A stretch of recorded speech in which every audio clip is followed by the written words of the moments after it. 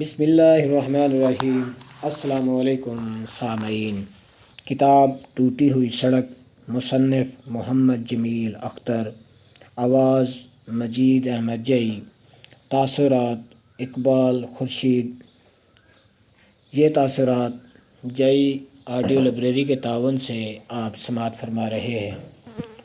خوش قسمت ہیں وہ جن کے پاس سنانے کو کہانیاں ہیں کہ وہ سماعتوں سے سیدھے دلوں میں اتر جائیں گے، اور خوشخبری ہے ان کے لیے جو ان کہانی کو لکھنے کا ہنر جانتے ہیں کہ وہ بہتوں تک پہنچیں گے اور موت کے بعد بھی جیون پائیں گے۔ محمد جمیل اختر کے پاس کہانیاں بھی ہیں اور انہیں لکھنے کا ہنر بھی۔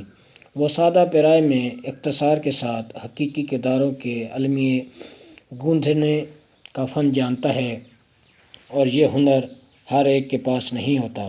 یہ کتاب ریلوے اسٹیشن، دیوانگی اور تنہائی کے چند دل مول لینے والی کہانی پر مشتمل ہے، جو مطالعے کے بعد بھی آپ کے ذہن میں چلتی رہتی ہیں۔ جزیات نگاری کے بنا بھی وہ دیہاتی زندگی کی جھلک دکھانے میں کامیاب رہتا ہے۔ دھند میں لپٹی شام، کسی ریلوے اسٹیشن کے پاس سے گزرتی ٹوٹی ہوئی سڑک کے کنارے بیٹھ کر اس کتاب کو پڑھنا ایک پیش قیمت تجربہ ثابت ہوگا۔